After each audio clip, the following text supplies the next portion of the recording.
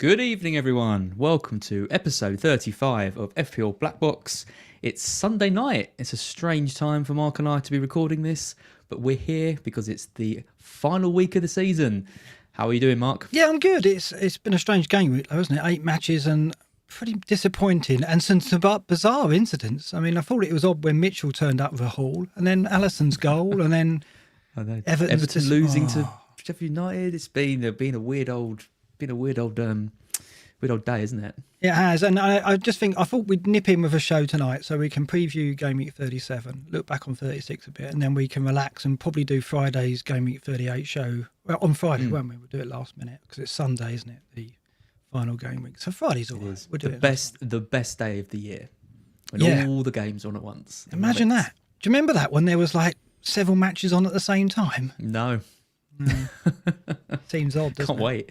Yeah, it'd be good. And hopefully me and Andy are kind of having that tussle, and maybe it's still going to be all on the cards for that final game week, and I can do a bit of a stream of him at the same time. Yeah, we'll see. We'll see. So tonight, we've got quite a lot to chat about, actually. I thought it was going to be like a curtailed quick show, but actually with the Jota injury, that's thrown a spanner in the works, and a lot of us have got him. I think he had like 57% ownership in the top 10k, very popular player. So we're going to look at mid-price midfielders tonight. We were anyway because of Lingard's form and the emergence of Torres and Harrison as well, who a player we've overlooked. So we're going to look at those players tonight and mid-price midfielders.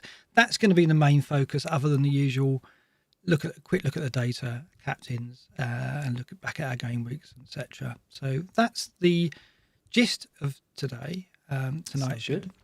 Let's talk about Mitchell, though, first of all. Crazy, isn't it?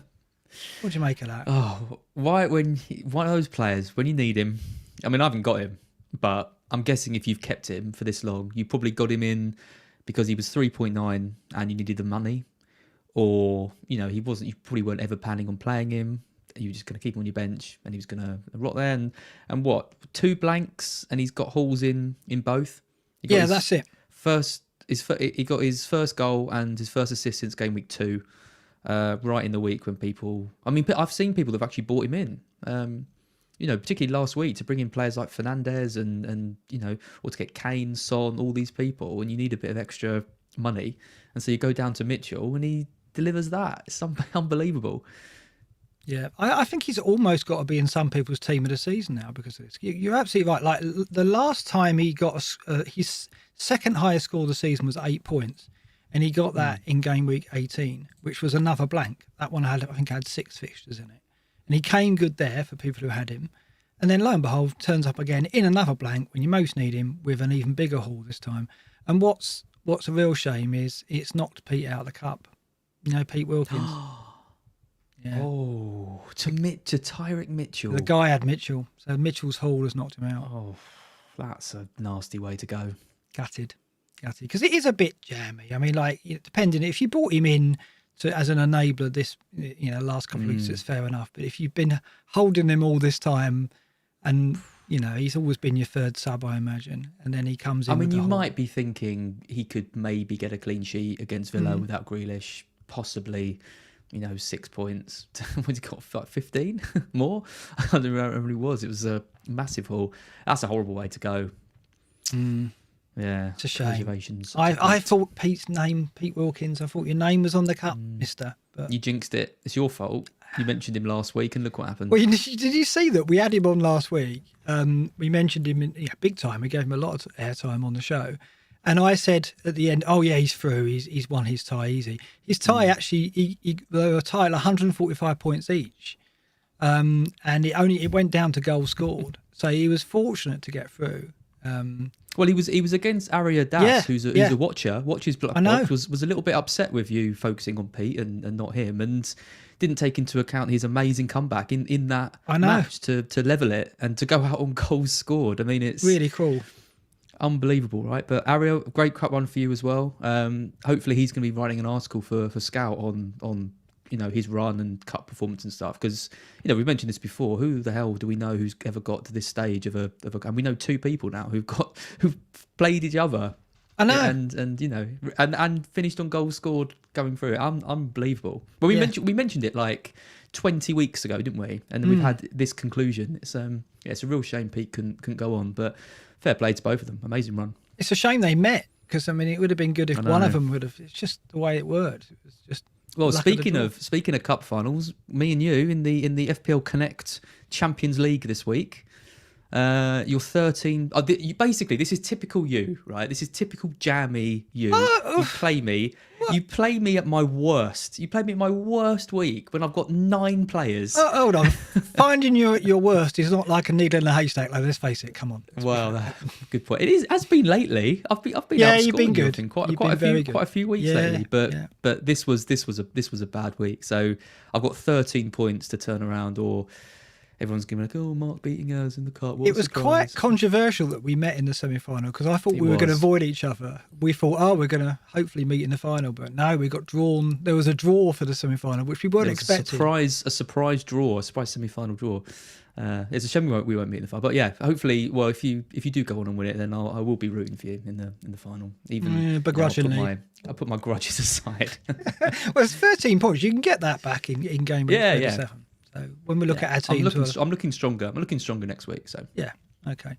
So well, let's look back on our game weeks. I mean, obviously at the moment these are just latest points, and I have got so you've got 41 according to the FBL site at the moment, and your rank's gone down to 113,836. But looking at livefbl.net, which is of course the source that everyone goes to before the FBL catches up, you've got 46 points, I think, for the game week, and you've 111,797 now is your rank. So red arrow. Yeah, I will. I mean, listen to my team. So Forster, Trent, Dallas, Cody, Salison, Jota, Lingard, Kane, Calvert-Lewin, Antonio. So I played with 9. Basically played with 8 because I had Cody, who I had I didn't think he'd get anything at all. Obviously yesterday had like Antonio blanking. Today, Son, Calvert-Lewin, Lingard. I had blanks all over the place. Luckily, no one did well. No one hurt me. There was no massive scores this week apart from Mitchell. I was really worried about Dean. I thought Dean could go absolutely crazy today. And they were just Everton. I mean, did you see that stat I sent you? Is they've got the only team that's got less points than them this year is Fulham at home in 2021. That is crazy. They've got the same amount of wins as Burnley and Fulham at home, Everton. And they're supposed to be like a Champions League chasing team. Their form at Goodison Park is great. I mean, I thought with Sheffield United in town, surely they will get the result. I predicted the win. Surely. Heavily backed them with Calvert-Lewin and Dina. Really did expect something out of one of them, if not both, and I got nothing. I know. Yeah. And did you see, by the way, I mean, I was very tired this afternoon and I struggled to stay awake. I am ashamed to admit this for the Spurs-Wolves game. So I was kind of half napping, and I was awoken by the fact that Connor Cody won man of the match in the defeat to Spurs. So I was like thinking, well, just to rub salt in the wounds of me having to play him, he had like the best performance I've ever. I think at half time he had like 10 clearances, blocks, and interceptions. He was just like everywhere. He was on the line clearing balls. He was absolutely brilliant. 1 point. Yeah, of course, doesn't translate to FPL return. Cheers, Connor. Yeah. But, I think they only gave it to him because they wanted to do a post-match interview because he's such good value in those. But not sure if he did. So 111,797. What's your target now? Last 2 game weeks? What realistic? Top 100k. Top 100k. Pretty conservative. I've said it. Yeah, I've said it for weeks. Like honestly, I just want this season over. I just want to get planning with next year, and I just want to finish in the top 100k. If I finish 60, 70, 80, 90, it doesn't really matter. I mean, if I had a really good week next week, I could maybe push for top 50k, but I'm not greedy. So, do you think you will push? Do you think you'll push in any way on the final 2 game weeks? Will you try and do something? Will you just play safe, go Salah captain, make safe transfers, or will you push a bit? I don't think I need to do anything rash if that's my target. No. I might see some potential for someone on the final day. Like I'm liking the look of Rafinha now that Lingard's off form and Jota's out. I'm sure you'll mention him at some point talking about mid-price assets. So it doesn't mean that I won't get players in who I still think are going to do quite well, but I'm not going to do anything crazy like captaining Cody or anything like that. Like I'm gonna playing kind of well has worked well for me. And I just want to see this season out and just come to 100k, and then we can move on. So, Rafinha, yeah, I mean, I've got him. I benched him, and we'll get to my team. Well, that's a good point. Let's lead into my team, because I benched him. It was quite an agonising decision to bench him, because it was like benching either Rafinha, Lingard, or Jota. I had to bench one of those, and I went for the Leeds man because Bielsa made some comments about, it's not, you're not sporting fit. Or I can't remember the term he used, but he kind of introduced the concept that the longer a player is out, they're not really 100% fit for the event, for the match fit, I guess is what he was trying to say, but what he was saying. And so I kind of had he was talking about Cooper though, not Rafinha, as it turned out. And Cooper was benched at Burnley and Rafinha started. I did think Rafinha didn't look that sharp. He struggled against Charlie Taylor, actually. I would have said the fullback got the better of him throughout that game. So I wasn't that impressed with him, because I was looking at Rafinha as a potential differential captain going into the final two. Not sure I'm ready for that yet. No. I don't think I want to push that. But I was fortunate. So my team was Sanchez 2 points, Dina 2, Trent 5, Dallas 6, Captain Salah 14, Lingard 2, Son 3, Jota injured, missed out, and Rafinha came in with his 6, Calvert-Lewin 2, Kane 6, and Antonio 2. That's how it is at the moment. That's pre-bonus. I think after bonus, I'm on 59, and my rank is a green arrow going up to 2952. So back in the top 3k, which is all right. All right. Yeah, so you're pushing for 1k, right? So you're going to have to do something. Yeah, this is it now. I'm in that nasty position. You're in a little bit of an awkward position. I am, because if I was like off the top 2k, say I was like another 1,000 places better off. If I had to make up about 1,000 places in 2 game weeks, I'd probably push and fancy that. The fact that I've got to make up nearly 2,000 places, I think the gap is about 30 odd points. I just don't see how I'm going to do that. The only way I could possibly do that is if I really risk the captaincy. And the trouble is... You've been talking about the risk and the captaincy this week for weeks. Yes. So don't you bottle it now, Mark? Yeah, the trouble is I've watched so I had Lingard and Antonio against Brighton. And this season I've backed a lot of players against Brighton and haven't done very well. Have you noticed? You noticed that? I have. And every time I've disagreed with you. Yeah. What did I say this week? 1-1, tight game. Duncan Veltman out won't make a massive difference. No one believed me. No, I didn't know if Duncan Veltman out would make a difference. It hadn't in the past when Dunk's been missing. I was just hoping that it would be a variable that would change up Brighton's defensive resolve, which this season has been fantastic. I mean, in the commentary, I hadn't spotted this before. Apparently, Manchester City are the only team to concede fewer open play goals than Brighton this season. Wow, that's crazy, isn't it? And we're like worst of the best. You know, we're like, because we're just outside the relegation spot. Yeah, fourth from bottom. And I think we're finished there because we've got City next, and then I don't think we're not going to get much out of that. And then our final, we've got a tough final game as well. I can't remember who it is. Our final game is Arsenal away. I mean, we could maybe get a point in that, but anything's possible. Yeah. Anything's possible. But realistically, I think we're probably going to finish. That's probably where we're going to finish. Yeah, maybe one place higher. So it's so bizarre that defensively you've been so well. And watching, like I've backed Leeds twice against you, and both occasions frustrated. They've lost both games, I think, and scored 2 goals, I think, over the course of the games, maybe even 1. So this time, scored any have they? Maybe not. Maybe they didn't. No, they didn't score at the Amex, did they? They certainly didn't score in the home game. So yeah. So no, we won 2-0 and 1-0, I think. So I had I had a lot of involvement against Brighton for Leeds. I think I had Rafinha and Bamford in one, and Dallas and Rafinha in the other, or Dallas and Bamford in the other. Got nothing from either game. I warned you. Yep, you did. And then this time I backed Lingard and Antonio, and similar results. I mean, there were chances, but Sanchez didn't really have a lot to do. And I was hoping I'd get the clean sheet, but then Ben Rama popped up. Ben Rama, a player we did mention last week. Good goal.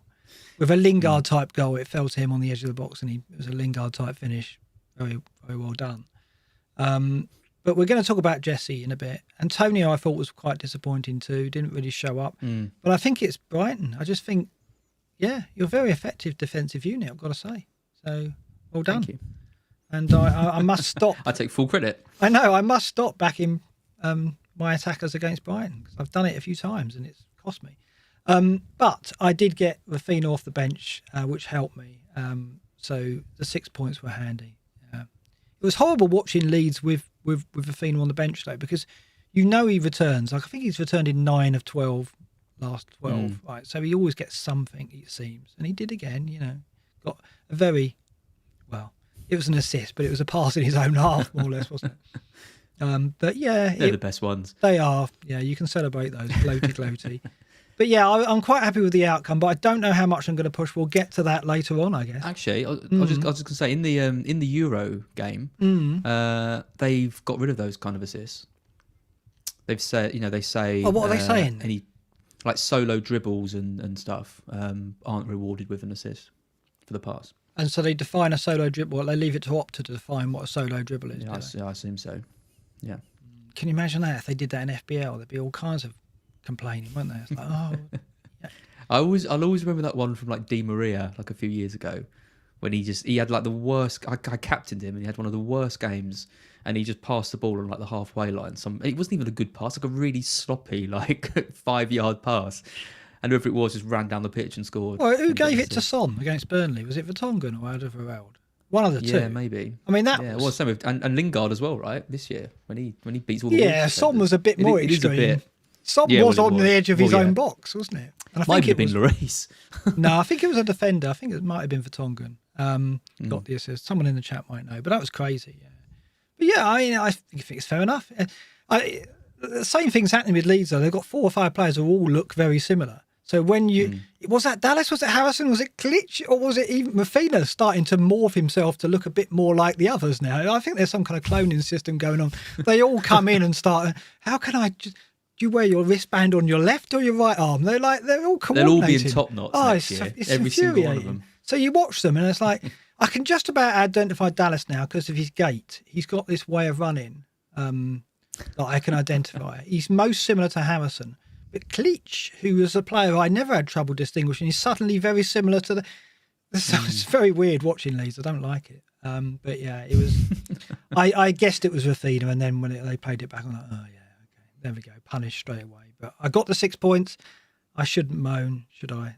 Right, so let's look at the ticker briefly, because we've got 2 game weeks left. This is sorted by, this is Fantasy Football Scouts ticker. This is sorted by overall difficulty of the fixture based on the rating of the opposition. And Newcastle are top, with Sheffield United to play in 37, Fulham to play in 38, although Sheffield United after the Everton victory might be a very different proposition now. Then we've got West Ham with West Brom away and Southampton at home. Sheffield United, we've mentioned Newcastle and Burnley at home. Leeds, Liverpool, United. Yeah, he did well tonight. He had a free roll, didn't he, McGoldrick? So, looking at this, very little has changed, really. We spoke about this in our last show, episode 34, where we talked about West Ham, Leeds, Liverpool. We were talking about Everton at the time because of tonight's fixture. They're right down on the ticker now because they've got City in the final game week. So, I'm taking Dino and Calvert-Lewin into 37, but for 38, I don't really know what I'll do with them. They may be the players to go, certainly be benched. But there's some interesting teams there. Newcastle, would you go there? Would you go there? I'm half tempted, by Willock, who you mentioned last week, or St Maximan. There isn't really anyone else that I'd consider. I mean, you could maybe go for a defender if you wanted to, but I kind of feel like I'm not quite ready to trust them with that. But yeah, Willock is someone who I'm actually thinking about because like they they're the 2 best games, right? They are literally the 2 best games you could have to finish the season. The trouble is, and against City as well, Newcastle had spells where they looked pretty good. I mean, it was a very, very, very makeshift City team. I mean, come on, it's just crazy. I knew this would happen. Scott Carson getting a run out in goal, and that's another Garcia and Ake. Another bizarre incident of Game Week 36 is Scott Carson. And he making a he full saves start. a penalty as well. Incredible. Yeah. It was that started things in a very bizarre way, didn't it? That team sheet from Pep. And I guess we take it that. I mean, where do you see that now? Do you see that they're never going to play their strongest team now? The strongest team will just be in the final, right? Yep. So they've got Brighton away, which we know is a very tough game. Only 5 double-figure returns conceded at the Gameweeks. And then City play Everton at home, and Everton away are one of the best teams. Yeah, I know. They are the best team away from home. The Newcastle game was the one, right? That was the one that you'd want to invest in them. And, you know, I know some people got in Torres, and fair play. It was never someone that I'd ever considered. Someone we never spope about, really. Well, but we're going to touch on that tonight. Are we? Okay, good. But yeah, I definitely wouldn't be investing in them now, like at all. And I honestly think what Pep's doing is going to cost them in the final as well. That's my other prediction. Because I think he's No spoken momentum. before about rhythm, hasn't he? Or maybe that's Bielsa, maybe that's Klopp. But I think it's a familiar kind of thing for a manager to come out with in terms of, well, I want to rest players, but also want to establish a rhythm going into a bigger game. And do you really think then he's not going to play the likes of De Bruyne? Not Mahrez, right? Mahrez to me is a player who needs a bit of rhythm to get going, right? He needs to have the trust of the manager. When he comes in and out of the team, he's not as effective. When he actually gets a run of starts for City, he's devastating, and he has been this season for quite long periods. He has started 2 games in the last 7 Premier League matches.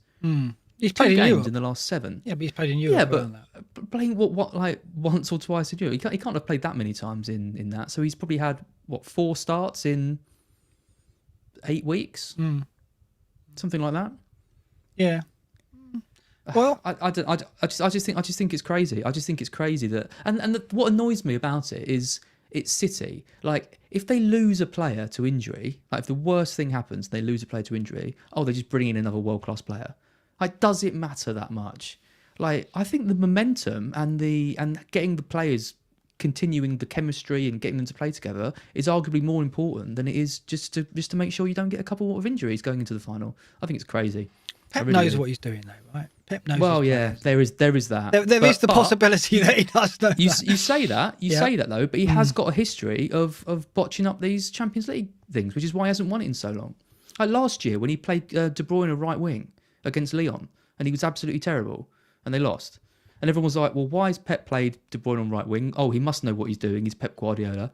No, didn't. Was rubbish. They lost. And I'll tell you another thing as well. We ought to mention and congratulate Leicester for the FA Cup final performance. Oh, so good, wasn't it? Yeah. But I what thought, a goal. Oh, incredible goal, yeah. And a great performance. And Chelsea, again, were disappointing, I thought. They lacked ideas, didn't have any ways of penetrating that Leicester defence. They obviously stretched them a couple of times. And the Chilwell thing was unfortunate, but it's offside. But I thought at the end, Chelsea on the pitch there, watching Leicester celebrate. And I was thinking to myself, I wonder what this does for them going into the Champions League game. I wonder whether it could go either way. It could, hit their confidence going into that, or it could make them go, well, we ain't going to be standing on this pitch watching City celebrate when the Champions League final comes around on the Istanbul pitch. Rather. In fact, where is it now? Where is the final being moved to? I'm not actually sure. Is it Portugal now? It's in Portugal now. Right, okay. Anyway, on a pitch, we're not going to be at the end watching another team congratulate themselves and lift the cup and whatever. So I wonder whether City will find Chelsea more determined having lost that FA Cup final now, or whether it'd be interesting. And, it's Chelsea, Tuchel beating him last time out. He's psychologically, he knows how to beat City, doesn't he? He's proven that in that league game, won it late. So I do think it's going to be it's going to be a difficult match for City. So maybe... Yeah, absolutely. Maybe Guardiola's approach is, well, I just need to rest my players. I can't take any chances. I do need... I mean, you say that one player gets into, another comes in. Yes, they've got quality. But I think he knows his best 11 and he thinks he needs it to beat Chelsea. So I think that's why he's doing what he's doing. I just can't really understand. If you had if you had no pre-season, if you only played like your main players like once or twice in pre-season, they'd come into the season like probably a bit rusty and a bit unfit. You don't want your players going into the final rusty and a bit unfit. I don't know. I just find it. I'm not Pep. He can do what he wants. No, but they're doing things behind the scenes, aren't they? They're probably playing matches behind closed doors. With the playing squad off against each other, stuff like that. He can keep fitness up in terms of match sharpness, I guess. But yeah, you don't want to lose a player to injury. I mean, look at Jota today, or against United. Well, Maguire's exactly, yeah. Maguire's an example, but he's irreplaceable for United. Whereas I don't think any player is. I mean, they won the league without De Bruyne, for God's sake. Like, Yeah. Well, yeah, De Bruyne. When was the last time he played a game? I mean, he's been injured, isn't he? Yeah, but he's been out for 4 league games, I think. Yeah, so I'm guessing he's not going to have played if they're trying to get him ready for the final. He won't have played since game week 30. No, but that's what I mean. Do we not think we're going to see him at all? I mean, I guess he's not going to play the Everton game. There's a week gap between. I mean, at this point, let's just check what that is. This is Lego Mane's chart. Yeah, there's a good 5 days between the final game of the season. 6 days, in fact, and it's the following Saturday. So it's possible that Foden, De Bruyne, etc., could play that final game against Everton. We presume that they won't, but maybe that's the way it is going to go.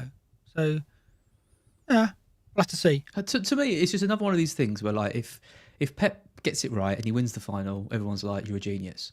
But if he gets it wrong, I think there's going to be calls about this period where everyone's like, well, why didn't you play any of your main players at all for this whole spell? So we'll see. Yeah, he's left his own self open to it. But just quickly, what you said about Chelsea and the psychological thing. I mean, don't forget they've got Leicester on Tuesday.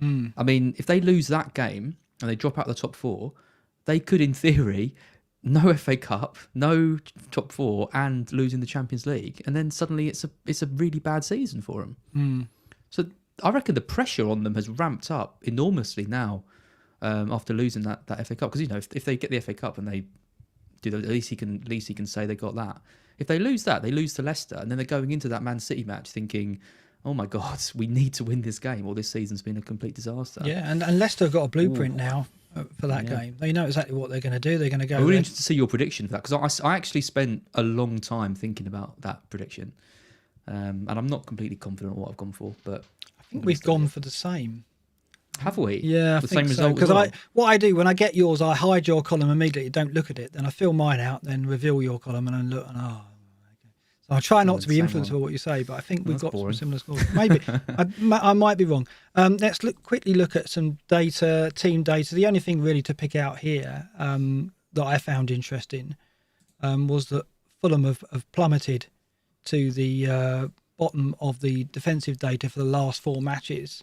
And why that's interesting is because obviously they face United next. And I go into Game Week 37 without any United attacker. I've got Luke Shaw, but that's it. No Fernandes. So I'm a little worried by that, because Fulham until recently, until this obviously last 4, they were about mid-table. They were recovering. Parker had really shored them up, particularly away from home. But now I'm not so confident. They conceded a big chance every 27.7 minutes over the last 4 matches, which is the worst of any team in the league. So that's bad, right? That don't need. That does sound bad. Yeah, that does sound bad. Yeah, and minutes per XG conceded, it's the second worst behind Newcastle, 46.6 over the last 4 matches. So they look like they're there for the taking. Yeah, and the thing is, I think with the other sides, like with Sheffield United today and the other weekends, Brighton, West Brom today for large periods, and Newcastle as well against. I see something in all of these other teams that makes me think they could turn up on the day. Every week I watch Fulham and think this is a really poor side, a really, really poor side. That's and there was a spell when they weren't like that, and we were both saying they could be the team that really pulls their way out of it. But like for weeks now, and this table really backs it up, because I know Newcastle are down the bottom, but if I'm backing on anyone to get a big score against someone at the moment, it would be against Fulham. Yeah. So this United at home game without Fernandes, I'm glad I've got Greenwood, but yeah, without Fernandes, I'm worried. Yeah, well, I'm petrified. I don't know. Luke Shaw's done well this season, but I'm not sure he's going to cover it for me, is he? Yes. So that's sort of. I must say also, this data doesn't include tonight's Everton versus Sheffield United game. It includes all the others, but not that one, because I was preparing it while that match was going on. This is the attacking data, and a few things I've picked out again in the last 4 data is. Liverpool well out in front still. And I think you can see that with the eye test. They're generating chances, and even their goalkeeper's popping up with goals this one. It was incredible, wasn't it? I mean, it was some header, gotta say. No. Like a centre forward's glancing header across. It was amazing. And it wasn't luck. Like, he watched it the whole way, timed it perfectly, put it where he wanted it to. Yeah, it was an unbelievable, I mean, it worked. unbelievable end to that game. It worked perfectly because obviously they got Trent who can stick quality in. But Mm. also, when he arrived in the box, West Brom just went, "Should we pick him? Nah, just leave him." Nah, we'll just leave him. Honestly, He's not going to score a header. Yeah. He'll be fine. they did But I mean, because fair play to him. I mean, you know, Yeah. like his interview at the end and the season he's had with his dad passing away, and yeah. all the injuries and everything. Like, you know, he couldn't happen to a better person, could it? And No. you know, the goal that actually keeps Liverpool in the hunt. Because if they draw that, there's no chance. Yeah, and They it was need to win all these it's games. good. It's good for us over the final two games that Liverpool was still winning. Yeah, absolutely. So they got to go to Burnley and really attack and stuff. So I think it was the best thing. But yeah, I mean, it was an incredible header, and like it was funny as well because in the commentary they said earlier in the match, West Brom will kick themselves if they get caught out on a set piece. It's like, yeah, absolutely. They got caught out by a goalkeeper on one. I don't think Big Sam would have been very happy. The goal they had disallowed though was another absolute joke. Yeah, I mean Phillips was in. I listened to Souness afterwards and I got his point. Perhaps without Phillips in front of Alisson there, Alisson might have anticipated the header better and then dived across. You just don't know, do you? So I can see why. Souness though. Yeah, all right, well, let's not get into Souness. Nightmare. Well, that linesman over that side as well. I've seen him in matches before. That linesman, he's not particularly confident, shall we say? I said confident, not competent. Yeah, it was an interesting decision. There is absolutely no way that goal should have been ruled out in any way. It's you know, if you start ruling stuff like that, you're going to rule out half the goals that are more than half the goal. Or they already do. Just another joke. Well, just add it to the list of. Big Sam bad will say it's decisions because this year. we're West Brom, basically, won't he? Yeah, and I don't want to agree with him, but no. West Brom have been done with a lot of bad decisions this year. So yeah, They have I do indeed. feel sorry for them. They have indeed. So just looking at this last four matches, attacking data again, Spurs right up there, been very impressive under Mason. Obviously, he's turned that around. I mean, he has done what we expected, as in they would be a more enterprising team under him than they were under Mourinho, and we're seeing it with just shot volume. Minutes per chance 5.4, which is I think third overall over the last four matches. Yeah, it is. Minutes per big chance 32.7. Only Liverpool beating that with an incredible 21.2 minutes per big chance at the moment. So Spurs attack, that's worth noting. You know, Kane is obviously in the conversation for the captaincy over the last two. And we talked about Fulham's defence. United's attack over the last four, look, below mid-table there, not particularly strong. And the Liverpool performance wasn't compelling at all. Second half, they just weren't really in it. They had about 10 minutes where they looked like they were clawed their way back, but they just weren't on song at all, were they? Yeah, I'm not worried too much. I mean, 3 games in 6 days or whatever it was, and you know, I mean, one of those games is the Leicester game where, you know, I think for the first half of the Leicester game they actually played really well.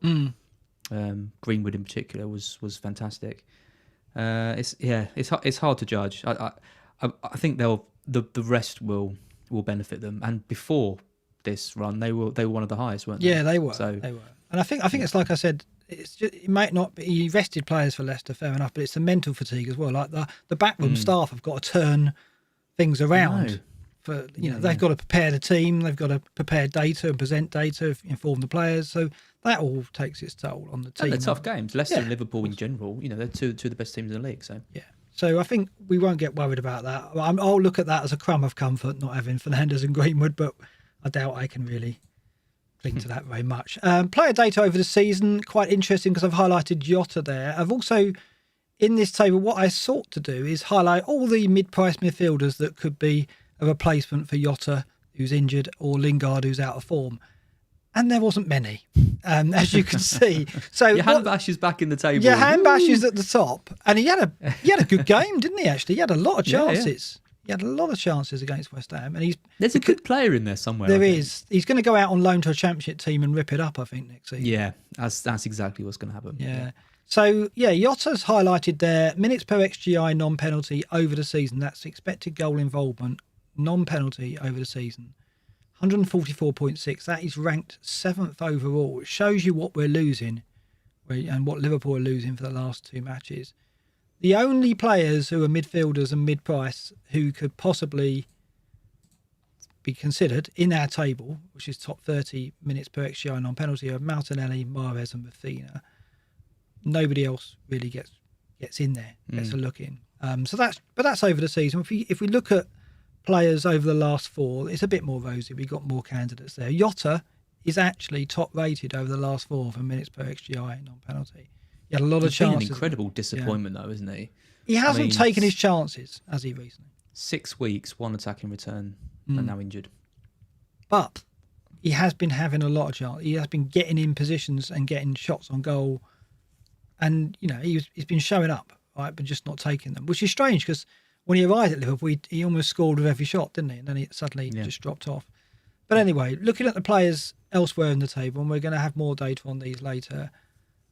Minutes per XGI, non-penalty, last 4 matches. Torres is the next player I've highlighted, 143.4, 4 goals in the last 4 matches, a shot every 31.4. And we missed him. We totally missed him. And so why did we miss him? Well, let's have a look at the data that we showed in the last show. That first table is what I did. I looked at the last 6 matches for Man City players. And sorted it by minutes per XGI non-penalty, and Torres was 5th overall. We didn't even mention him on the show. We were talking about Foden, a bit about Sterling, mainly about Mahrez. We didn't consider... I never considered him, not even for a second.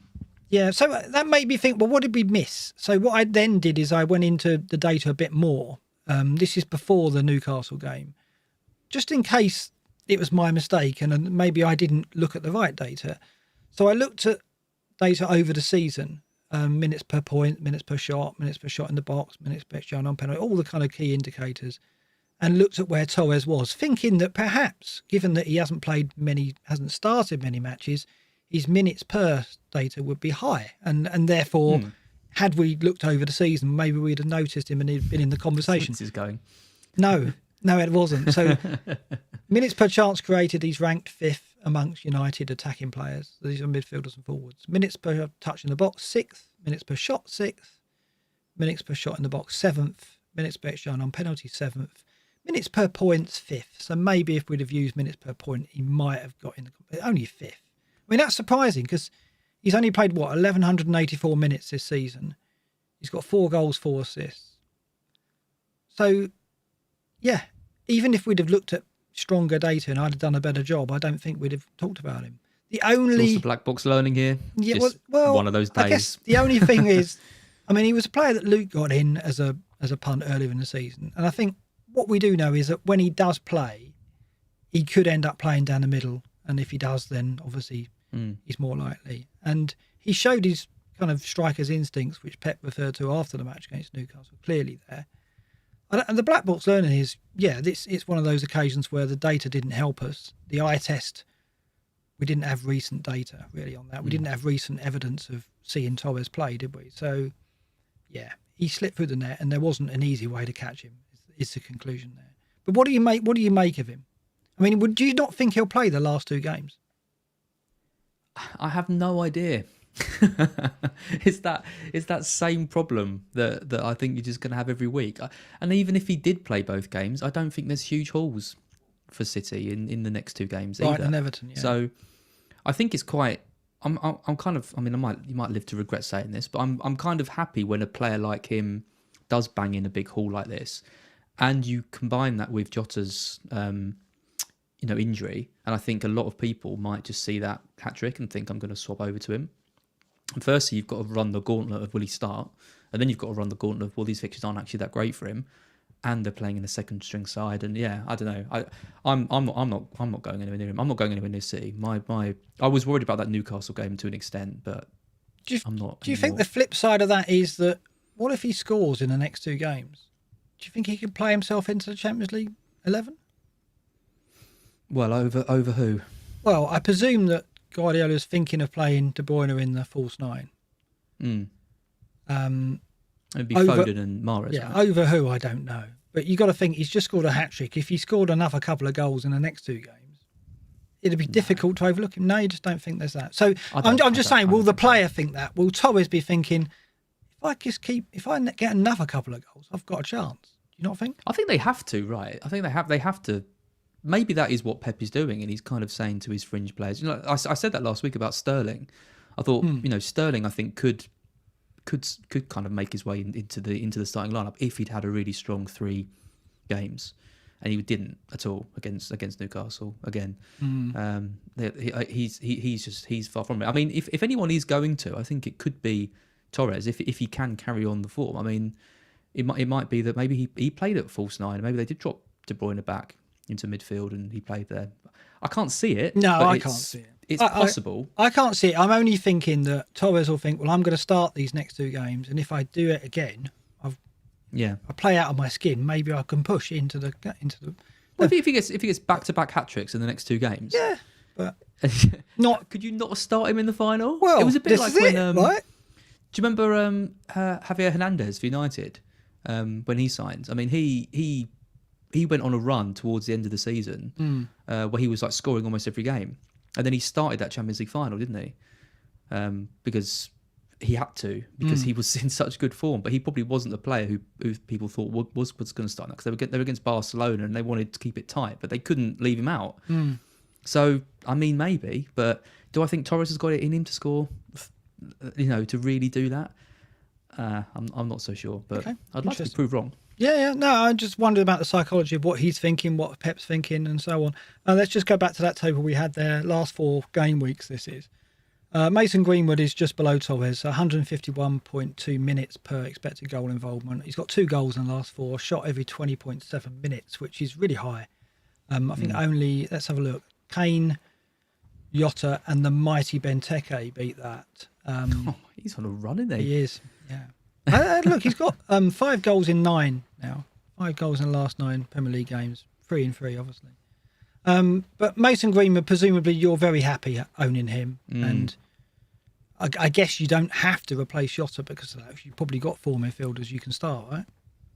Yeah, I do. I mean, Jota to Greenwood, I think, is probably going to be the most popular move this week. I wouldn't be surprised if that was like number 1 transfer, because, around the same price, Greenwood's form, fixture, kind of got everything kind of going for him. So it's a little bit annoying in a way, because I think he's going to. I mean, when he scored for me when he was my captain, I think he was getting me about a 30k rise or something every time he got one. So that's going to obviously be less. So yeah, I don't need to go on about him again. I think he is a genuinely brilliant player, and I think it's going to be between him and Sancho on the right. I think Sancho edges it because of what he's been doing for consistently.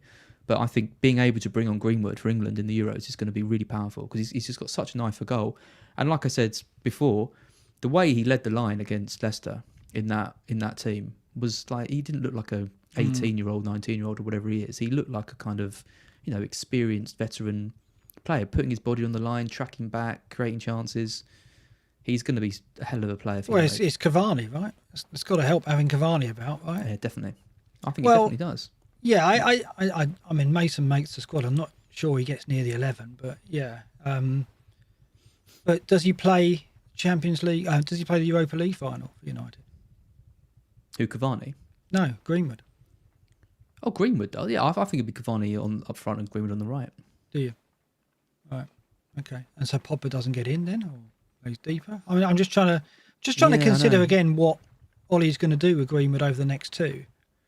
Because we're presuming that we're going to see a weakened 11 at Wolves on the final day for United, which would mean that perhaps Greenwood might miss the last one. Because, if you hold Bruno, you're thinking, well, he's probably not going to play in the last one. If it was at Old Trafford in front of their own fans, I think probably they'd have a stronger team. But at Molineux, I don't think they're going to be inclined to play a strong team, because I think going back to Legamane's chart here, you'll see that United play Villarreal 3 days after the final game of the season. So I just don't see him. I don't see him playing his whatever the 11 is for that final. He's not going to play many of them against Wolves, I don't think. But is Greenwood one of them? You think he is? I think so. I mean, we saw it. He played the Europa League game, and then he played the next 2 matches, and then he played 30 minutes against Liverpool. So he's got it in him to play, a lot of games. I don't think that's a worry given his age. I also think, given the fact that they don't have any options on the right as well, helps his chances. And the fact that if anyone needs a bit of a rest, it's going to be Cavani. And then who else do you play up front? So I wouldn't be surprised to see Cavani miss out against Fulham. No, sorry. Cavani's play against Fulham, miss out against Wolves, and then play the final. And then Greenwood would play all three, maybe get limited minutes. Play all three. I think he'll play the league games. I don't think he'll start the final. I think he'll be on the bench. I think they'll end up playing Rashford right and Pogba left, which isn't ideal, I know, but I just think he'll go. Yeah, you could be right. I think he'll go for experience. So I think it's good news for people holding Greenwood, because I think he's got every chance of starting the next two, albeit in a weakened team at Wolves. Willock's in here, right down the bottom there, 180.4 minutes, and then El Ghazi, who banged again today. He called him out a few weeks ago. Yeah, but I think been doing really well since then. He has, but I just presume with Grealish back, it would be El Ghazi who'd be most under threat. But maybe it's not going to be. Maybe Traore, who came off today for Grealish, will be the one to make way if Grealish does start one of the final two games. You've got to think Grealish needs a start, don't you? In one of the I was really surprised he didn't start today. I thought he definitely would. It's a bit very strange, his injury and all of this. I do still wonder if there's something else going on there. Well, there's been a few rumours I'm not going to mention, but I don't know if any of those are true. But I don't know. It just seems a bit strange. Like he's on the bench, comes on. He must have been fit enough to start today, surely. Well, I presume he's going to start one of the next two. Who have they got over the last two? Well, I don't think their fixtures are Spurs and Chelsea, so you're not going to look at them anyway. And that's the problem with El Ghazi, I guess, is those fixtures, Spurs and Chelsea. Yeah, that's probably not going to tempt you. Okay, let's look at a player who's not on this list, who has done well recently, and another player like Torres, who we haven't really given any attention to. But Harrison is now the 5th highest scoring midfielder, and in terms of minutes points per million, he is the best top ranked midfielder, just 5.5 million. And it's made me think that, well, have we just been blinded by Rafinha in particular? Obviously, Bamford and Dallas are the other two assets that we've looked at for Leeds. And Harrison hasn't really been in the comment. He's kind of been on the peripheral all season, hasn't he? He's always been like the differential one to go for. But he had that bit in the middle of the season where he was kind of getting subbed off around 60 minutes. He got subbed at half time in one game as well, so it looked like Bielsa was kind of like, is he the right guy out there? Maybe I should be playing Poveda or Costa. But recently he's just kicked on. So I've got some data here. I wanted to look at whether or not he has improved. And what's interesting here is the contrast between his improvement and Leeds' decline. So minutes per stats again, from game weeks 29 to 36, game week just gone. Harrison has showed an increase in all the kind of key indicators here. Shots in the box, big chances, open play crosses, chances created, XG data, XGR non-penalty. Since game week 29 to 36, he's improved in all those areas compared to game weeks 1 to 28. And then what's interesting is you look at Leeds and you think, well, Harrison's got better because Leeds have got better. No, Leeds have actually declined in attacking terms for shots, shot in the box, big chances, crosses, chances created. Leeds were actually stronger between game weeks 1 and 28 when Harrison was weaker.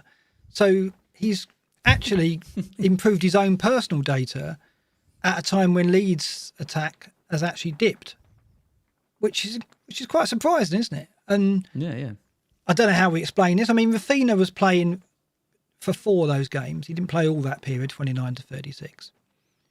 So I don't know whether Harrison's role has changed or, his instructions and Bielsa has changed, but he has become more of a factor.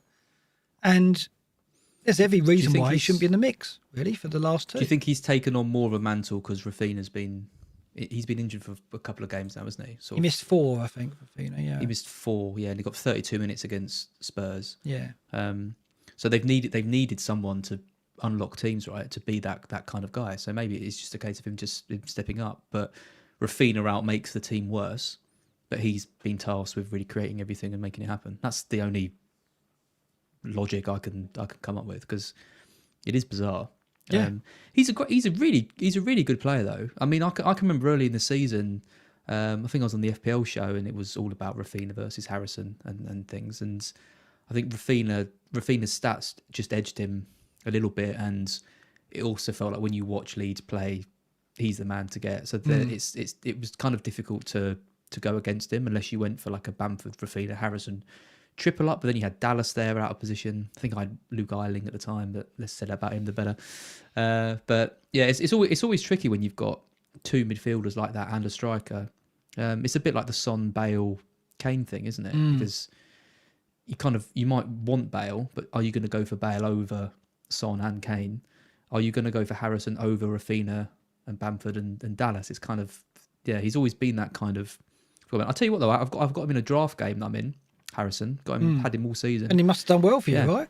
He has. He's been great. He really has. He really has been great. And I think there will definitely be people out there who have got him early. And yeah, he's the best value player in the game. He gets the most points per million out of everyone. So can't argue with that. And had a great season. Would you? I mean, I haven't got Bamford, and looking at Leeds' fixtures they've got left: Southampton away, West Brom at home, very strong fixtures. Should I look to Harrison to replace Jota, perhaps, at 5-5? Yeah. Well, and double up with... So then you'd have a triple up on Leeds, which is always a bit of a eggs in one basket, isn't it? But it is, but they look really strong. I mean, at Burnley, they look... they look like they could have gone on scoring.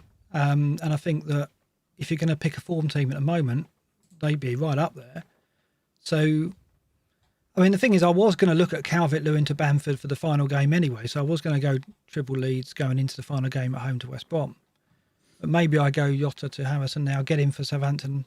I mean, when we look at my team later, you can see the situation I'm in. It's not. Well, I don't think there are a huge amount of players, like 7 million or under, that or 7.5 or whatever, that really kind of stand out.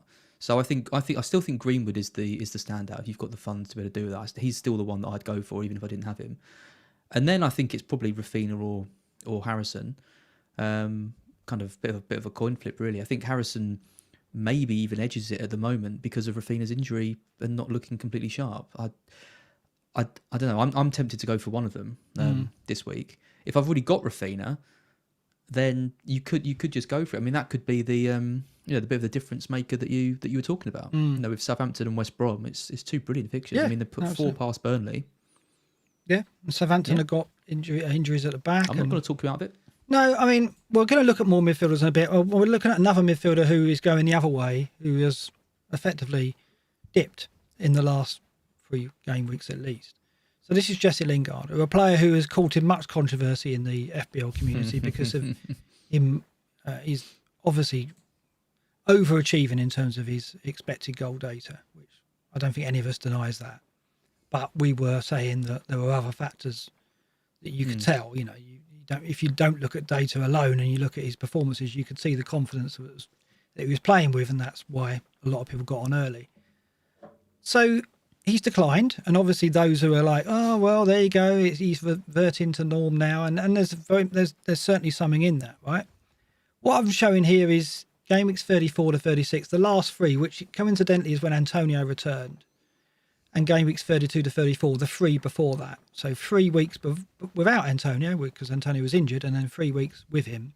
And what's changed? I tried to look at what's changed, and I'm going to look at some stats in a minute. But these are heat maps. So if you're listening on the podcast, what I'm showing is 2 heat maps for passes received, just so you can see Lingard's positions on the pitch. And what immediately is interesting is, although he's played the same number of minutes in both these heat maps, look at how many more passes he's received between 34 and 36. So it's obvious that he's on the ball more often for West Ham since Antonio got back.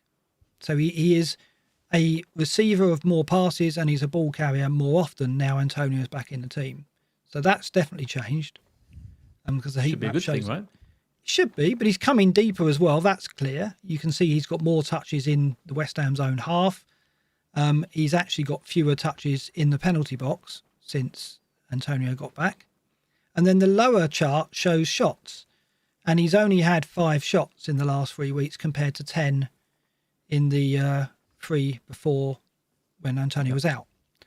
So, and you can see from the position of those shots that he had 4 very good high XG positional shots, if you like, in between 32 and 34, whereas since Antonio's return, he's had 2 shots in the box, only 1 of which was on target. He's had 1 shot on target since Antonio returned. And if we look at stats behind this just underlines it. You can see in terms of touches in the final third, touches in the box, passes into final third, chances created. He's increased a lot of that between 34 and 36, but not the stuff we're interested in, not the shots. Yeah. His shots have halved. Doing more shots for the in box team, have but halved. less for us as FPL managers. Absolutely. He's creating more chances, but yeah. So his expected goal involvement is actually higher in the last 3 game weeks than it was in the 3 before that. But his goal threat has gone down. His goal threat has effectively halved. He's had 5 shots compared to 10, 2 shots in the box compared to 4. So I can only look and think, well, without Antonio there, he took on more of the role that I've got to help this team get goals. And now Antonio's back. He's shifting to more, I need to drop into midfield, get on the ball more and set more chances up. It's not what we want, is it? Well, no, especially not going into the next 2 games that they've got, because the West Brom and Southampton, similar to Leeds, it's 2 amazing games. And he was a kind of no-brainer. And then I actually had him on my bench for a bit, and then I had Jota playing, and then obviously he's now injured. So now Lingard's back in my starting 11.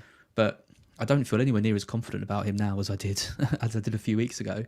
And these stats are really interesting, because that's what I'm seeing as well when I watch him play. He's asking for the ball more. He's still that guy who's looking for it and wants to make things happen, but he's definitely doing it from a more reserved area.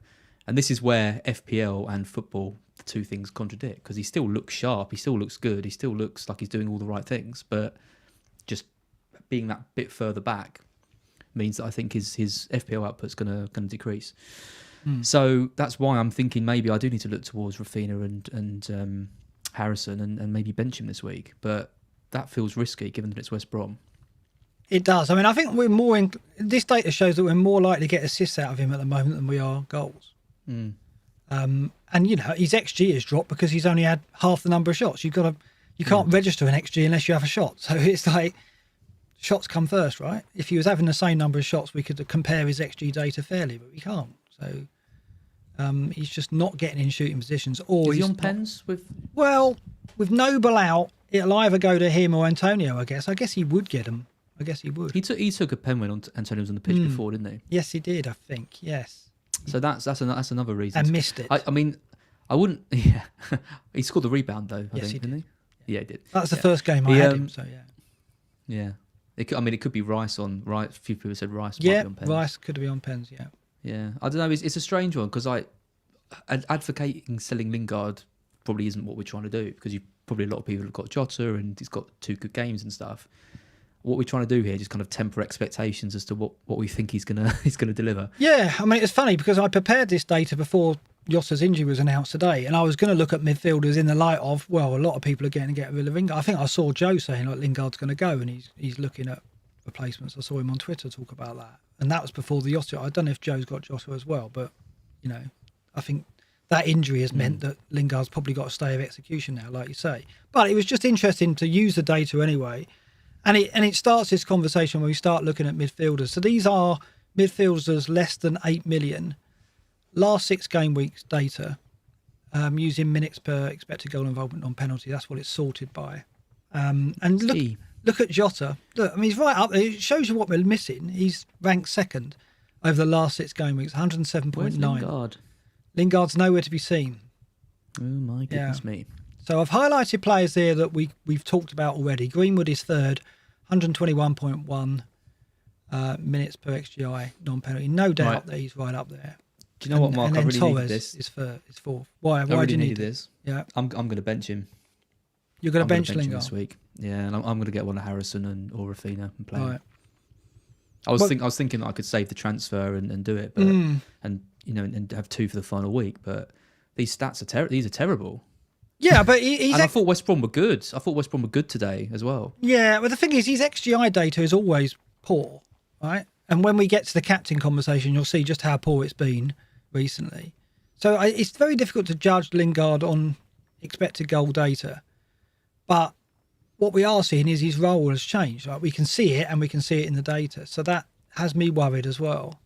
The thing as well is we talk about effective ownership and all that. You've got to think Lingard is one of the highest owned players, I think, in the top 10K. I think. Yeah. So, I'm looking to push into the top 100k. You're looking to push into the top 1k. We've got all this, we do this data to try and get these kind of advantages. Yeah. I see enough here to make me think that benching him could be quite a smart move. Well, we'll come back to this table in a minute, but this is minutes per point over the season, mid-price midfielders. And you can see why Lingard has got the ownership he's got. He's second only to Foden for minutes per point, 13 minutes per point. Foden 12.3. Jota 13.1. We've knocked Jota, but look at the Lingard goal now. I can just see West it in Brom? my mind. But look at I bench him and he scores. And everyone's like, "Oh, you've been him." yeah. It could happen. Well, look at Torres though. You spoke about not taking a chance on him. He's fifth behind Gundogan. Gundogan 13.2 minutes per point. Torres 13.7. So again, when he plays, we know he's right up there. Again, this is midfielders less than 8 million. It's not players outside of that. Anyone else there that grabs you? I'm just looking down the list of Pereira. Foden's so frustrating, Yeah, isn't it? Like, we can't count on him. 6.1, those minutes per point. Just let me have him in my team. Set and forget. Willock down there. Willock 17.3 minutes per point. Willock is interesting. I thought he was on pens until Joe Linton took that one against City. Joe Linton, could he be a player that... He's a forward, isn't he? We're not going to get him. He's a forward. Yeah, oh God. I do like Pereira. I think Rice being back is obviously will strengthen West Ham. I think if Rice was out, I think Pereira could have been someone that I thought about. He just keeps getting points. Another assist today. Does it really good. But yeah, to me it's between Willock, Rafinha, Greenwood and Harrison. They're the ones that I like the look of, and I'll probably be going for one of Harrison or Rafinha. Sam Maximin down there, 18.1 minutes per point. If we go back to the table here, he's on there, 254.8 minutes per expected goal involvement, non-penalty in the last 6 game weeks. So he's up there. He's actually above Pereira for that. And you've got El Ghazi and Harrison we've already mentioned. Willock is quite high. I wonder whether I would go Willock over Sam Maximin. I think I might do. I would. Yeah. I would. So Maximin is a great player, like an absolutely great player. But I've said it all season. I have my doubts about him as a real FPL option. Like he makes the team better. He does loads of great stuff. But I can't see him ever hitting really big scores. And Willock is kind of, I don't know. He's kind of the opposite of that. I think his positional play is really intelligent, and I watch him and I think this is a player who could, be a feature if he. The only thing is, like with start, is he definitely going to start? I think he will. Is he completely nailed on? I think he will. I think he's done enough to. I think he's done enough to. He's a good finisher. Like you say, he's an intelligent player. He's running off the ball. That's good. He's an Arsenal academy player, so he's well thought of there, of course. I laughed at you for mentioning Willock last week. Yeah, well, now he's very much in the conversation given the injury to Jota. El Ghazi would be if it wasn't for the fixtures. For me, it's Harrison, Willock. Yeah, it's probably Harrison or Willock, really, or unless I go for the Torres option. It is tempting, because I do think he plays both games. And it's whether or not we back City against Brighton away and Everton at home, which are, as we saw last week, in terms of conceding double figures, 2 of the hardest games that you could face. So, very, very tricky indeed, that. But let's look at the fixtures for this week and see what our predictions are before we get on to captains.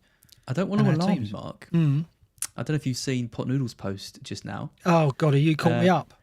I got 75% right last week and had the only correct result. You got one this week, didn't you? I'm on 48% and you're on 48.6. So what's the overall points, though? I was still 20 odd again. No, we don't care about that. Oh, okay. All we care is correct outcome percentage. That's what we're going for. So it's very close on correct outcome percentage. Close. Yeah, very close. 48 to 48.6. Interestingly, I've had a good couple of weeks. You really have, and I've had a bad couple of weeks. So you really have taken it. As I said, it's slipping through my fingers. I don't know what kind of a game Magnus has had. We haven't looked at the Great and the Good League. We'll look at that on Friday. But he was catching me in that, and you're catching me in this. So what I've done is just block you by going exactly the same scores as you. As you can see, the United Fulham game, we both went 2-0, and the Southampton Leeds game, we both gone 3-1. And we didn't. Wow. I didn't see your scores. So that's fair enough. I mean, we're both back in a big Leeds win at Southampton. Therefore, the going Harrison's perhaps not a bad option at all. I feel very sorry for all the Bamford new owners, because I was so 50-50. I don't know if you You saw were the very poll. close. Yeah, it was exactly 50-50, wasn't it?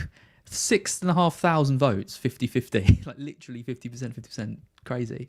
Yeah, it was literally just a coin flip. And in the end, I just thought I want Antonio in for that West Brom game. I thought Burnley-Brighton's probably going to be quite similar. I thought they'd probably both get something, to be honest. But yeah, it was the next game. I thought, yeah, I really want to get in. The thing is with Bamford now is obviously we've got the situation with Rodrigo being there. And, you know, it means that I think Bamford starts, but come the hour mark, if he hasn't impressed, he could be off. This keeps happening, right? Yeah, and it's happened already quite a few times. I think he could even be benched this week. I don't know about that. Maybe we'll see. Yeah, I mean, it's interesting. I mean, yeah, it was a blow for anyone who did get on Bamford. He got the 1 pointer, and then, you know, there's some doubt about his minutes going into the final two. But I think we're going to Leeds win there. Brighton, Man City. We've both gone away win. I've gone the 2-0. You've gone the 1. I think that's a given.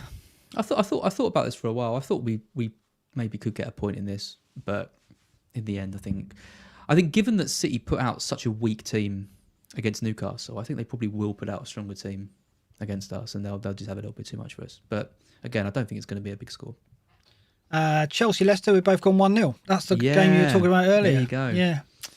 There you go. Yeah, I thought, do you know what, I really, really did think long and hard about this, and I really wanted to back Leicester to win it, but I just think they've got to win this game. I mean, they've got to win it. If they drop points, I think Liverpool get top 4.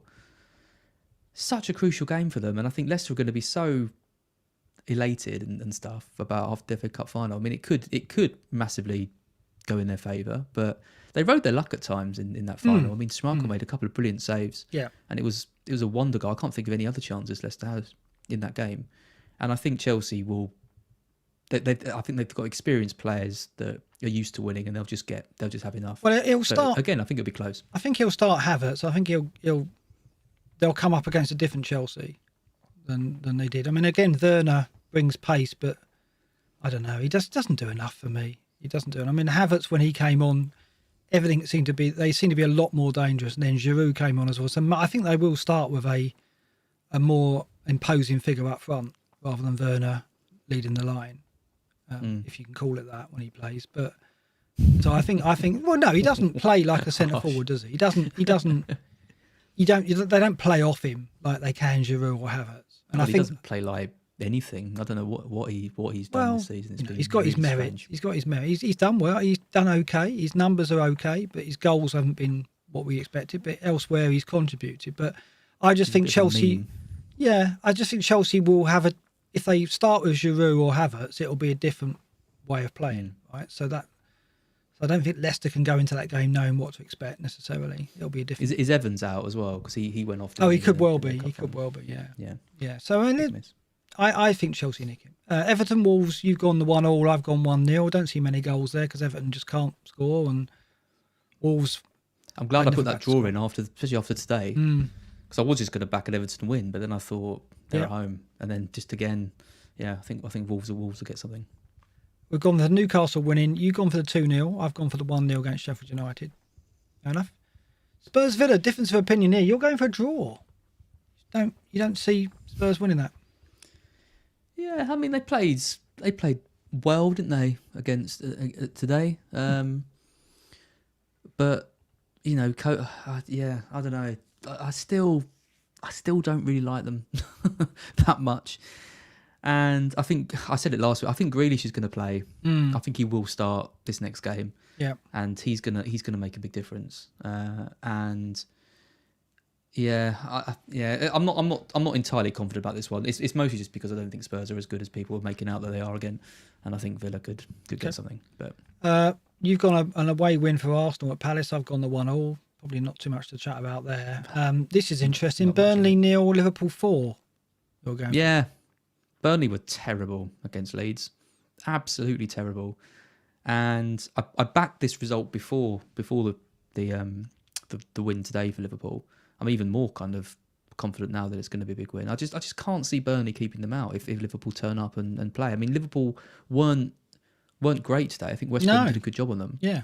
But Burnley was so bad against Leeds. And I don't know if Pope's fit. If Pope's fit, then maybe you could think he's maybe out. half that scoreline. If he's out again, Peacock Farrell doesn't look that assured in goal. They're going to have lots of chances, I think.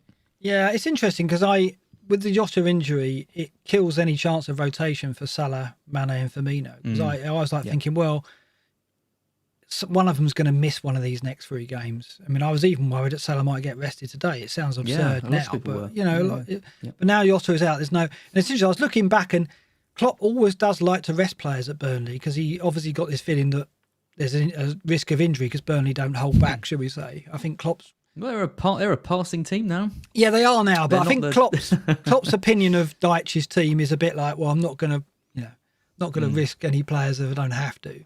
So, I mean, Firmino's been rested in 2 of the last 3 times they've gone to Turf Moor, but I don't think he can be now. So they're going to play. Well, they've normally had something to play for, yes. right? Like a Champions League or a cup or something. Like there's only 2 games left. You might as well play. But if Jota was fit, I don't think he'd have played 4 attackers. I think he would have rotated, right? So that's gone now. So I've gone 2-1. I think that Burnley score because I just think in the air, I still think Liverpool are suspect. I know Phillips has done well, but I think that set pieces as well, Burnley will get something. Wood was very quiet though, wasn't he? He was kept very quiet. Yeah, they were really poor. I got confused recently with how good they've been playing and how many goals they've scored, and then kind of reminded me against Leeds. Well, Leeds just took control. I think Burnley played well in patches in the first 20 minutes, and then Leeds just got hold of the game and never gave it up. And yeah, it was just tactically they had too much for them, and they had more energy and more verve, and just got to the ball first. And again, in spells, I thought Leeds were really impressive. They were really good. Where they can go next season is going to be really interesting. If they strengthen as well as they have this season with, I think Llorente, Rodrigo are decent signings. If he does well again with the signings, they could really be pushing. I wouldn't be surprised they're pushing top 6. They'll probably come back in for Ben White again. Yeah, they'll have another go probably. Yeah. So Leeds very good. West Ham, we've both gone West Ham victory at West Brom. I have my doubts a little bit about that, having watched them today. But I think West Brom raised their game for the Liverpool game. I don't know whether they'll take that form and into the West Ham game. Yeah, and still lost. Yeah, so probably a bit down after that. Captaincy, it's a tricky one this week. There's quite a lot to talk about because there's Fernandes at home to Fulham, there's Salah at Burnley, and there's Kane at home to Villa. All viable primary options. And then in the second column here, I've got differential candidates, of which Greenwood against Fulham is probably the best. Antonio at West Brom is an option and something I'm looking at. You can go Son, Villa, Rafinha against Southampton, Torres against Brighton if you're brave, Bamford, Southampton, which you're very brave, and Lingard versus West Brom if you're foolishly brave, right? So that's probably the right order of the differentials. Yeah, sounds good, yeah. You should traffic light these. Yeah, I could do. Green, amber and red. Then Gameweek 38, as we've said before, Salah at home to Palace. I don't really want to be taking a risk on the captaincy against that. I just think that is too solid a pick in the final game. So if I'm going to do it, if I'm going to push the captaincy, it's going to be this week when I think effective ownership will be split a bit between Fernandes, Salah, You've got to and do Kane. it, Mark. You've been talking about but when you talk me into this before, it's blown up in my face every time. I don't know. Yeah. Well, let's look at the data. I'll be so disappointed if you go for Salah or Kane this week after all your talk. Okay. Well, over the season, Antonio is the top candidate on the name. So we're looking at the candidates listed here for people listening on the podcast: Antonio, Kane, Salah, Bale, Bamford, Fernandes, Rafinha, Torres, Son, Greenwood, and Lingard. They're the players that I've chosen to look at over Game Week 37. And in terms of minutes per XGI non-penalty, Antonio is top from Kane, 122.8 compared to 142.8. Then Salah 147.9. And look where Lingard is over the season, 286.6, right at the bottom. So as I said, expected data is not the data to look at. Minutes per point, 13 minutes per point over the season. That's much more in Lingard's favour and would suggest that we would be foolish getting rid of him and not starting him. Yeah. If you look at the last 4 game week data, Salah well out on top, really. Minutes per point, 9.2. Minutes per XGI non-penalty, 105.3, ahead of Kane on 108.0. So Salah overwhelmingly looks the favoured option if you're going off recent data. And look where Lingard is there. Last 4 game weeks, XGI non-penalty, 444.4 minutes. It's disastrous. Oh, Jesse. Yeah. Minutes per point, 51.4 right at the bottom. Yeah, I mean, El Nico in the chat mentions Cavani. Yeah, Who's not obviously in not there. on here. Yeah. I think he'll start. And it is with the fans, isn't it? You know, the fans there, and there's all this talk about them wanting to kind of welcome him. And Yeah, he's very kind true. of the big signing of this season, and he's had such a good year for them as well. So I think if you do fancy a punt this week, I actually think he's a really good pick. He is. I mean, the thing is, he will come on, won't he? So if he doesn't start, it's a risk. It's a real definitely risk. a risk, but you need, if you're not where you want to be, you're going to need to take some risks. So I think he's probably quite a good one to take if you're if you're chasing 40 points, 50 points in a mini league or something like that. Why not? Well, let's look at the defences then. These are the defences up against those players. And over the season, West Brom's defence is the weakest on show here.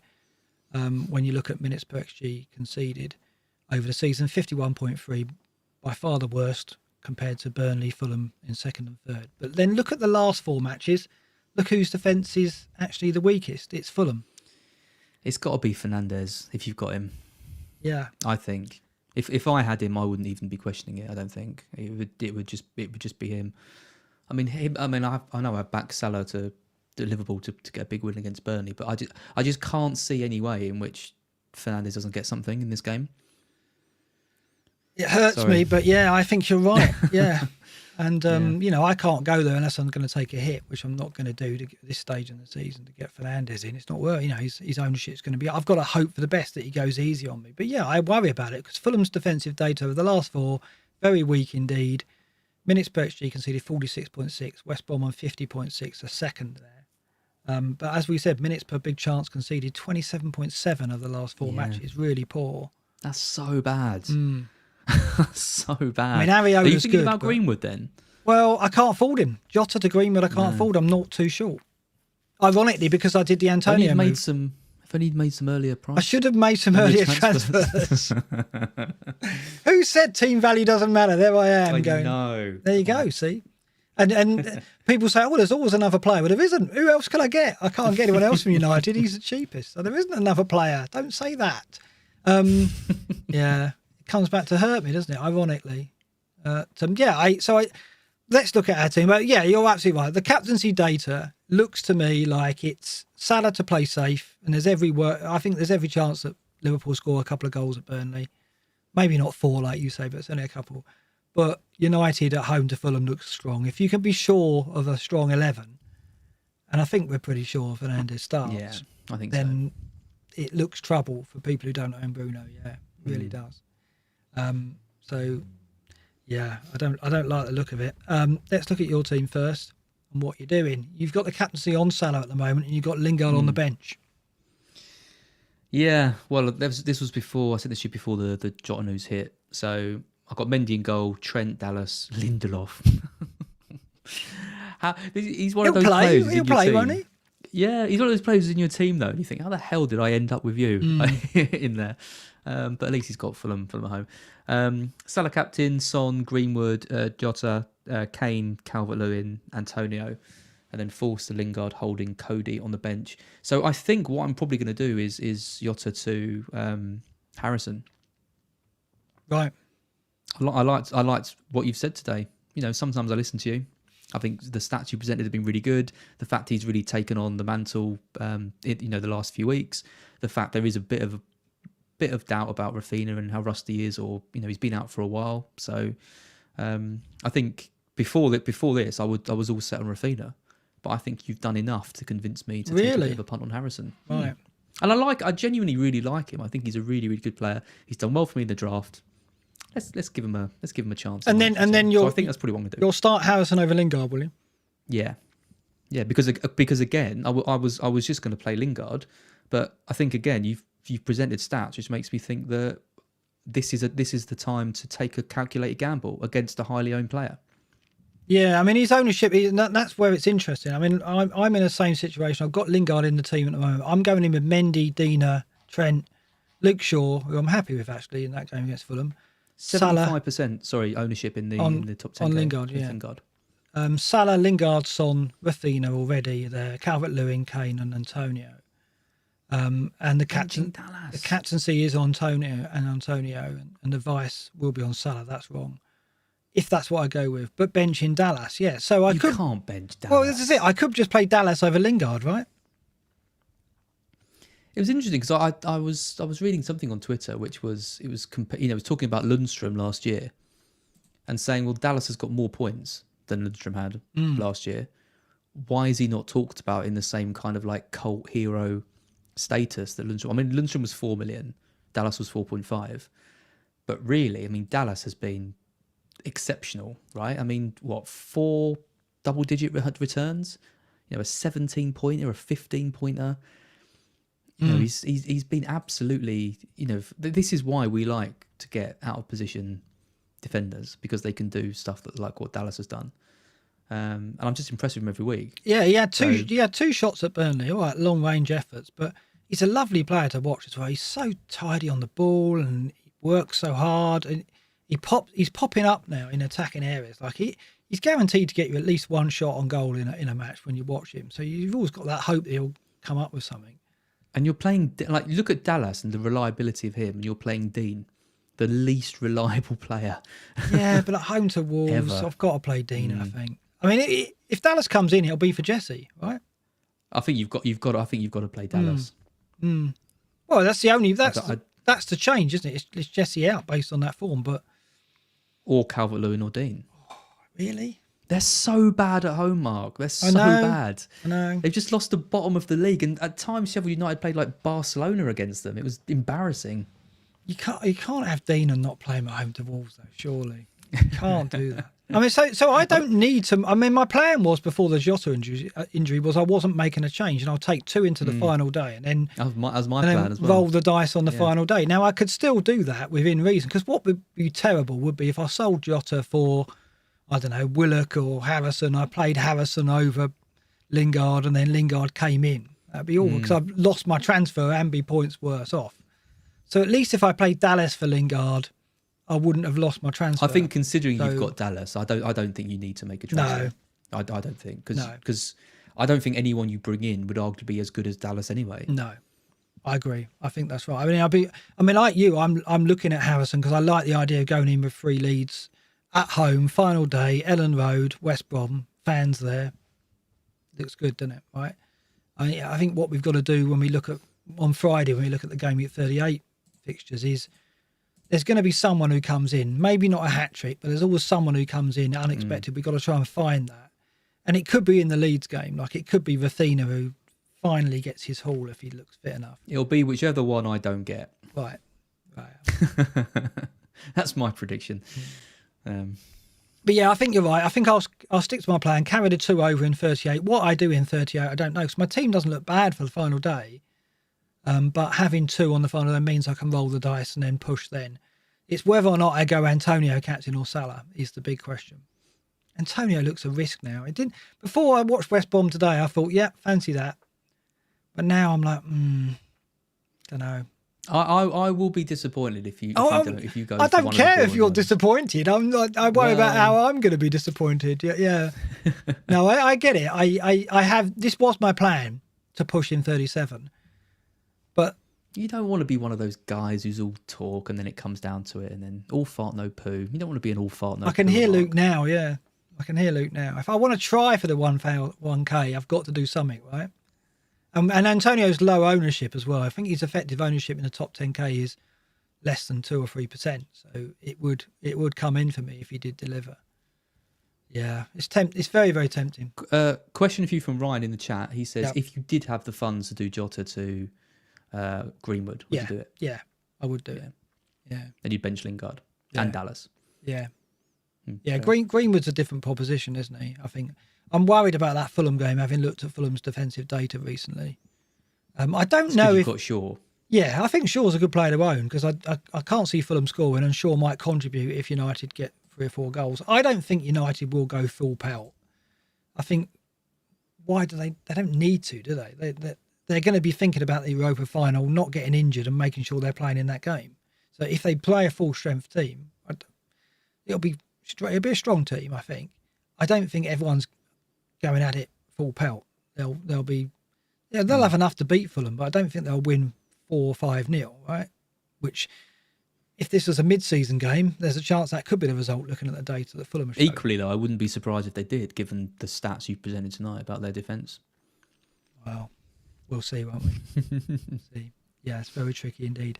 Right, just before we go, I wanted to mention FBL merch. Remember FBL merch? He made me a mug, which I had in. Do I remember? I've got one. Ah, yeah, you've got yours. I've got mine as well. So Ross from FBL merch sorted us out with those, and he's got some exciting times coming up. He's taken on Matt from the community. He's hired him to his team, so they're growing, which is nice to see. And they're doing a launch of the new website on Wednesday, and they're doing a live stream. I think Andy's going to be on it, but don't let that put you off. Still try and dip into that. No, he gets everywhere, doesn't he? Oh, to be fair, Andy needs the oxygen, doesn't he? Because he's only got 170,000 subscribers. Not bitter. But yes, so FBL merch, they've got a website which is launching in midweek, fblmerch.com. But for now, because the site's not ready, just follow him at FBL merch on Twitter, and you'll get news of Wednesday's event. And he's a good guy. He is a good guy. He does things yeah. just because he loves the game, right? Yeah. He just wants to. He's not. I don't think he doesn't strike me as someone who's out to make loads of money. Not like you. No, exactly. Thanks for that. Yeah, absolutely. And actually, FBL merch is going to be at Fest, and he's bringing along his array of merchandise on the day as well. So. And what's your cut? No, we're not taking any cut. We're just supporting the small business. I'll stop now. Oh dear, hilarious. Ross is a good guy, and Matt is as well. And so support them on Wednesday if you can, and pop along and follow them, and pop along to the new site on Wednesday.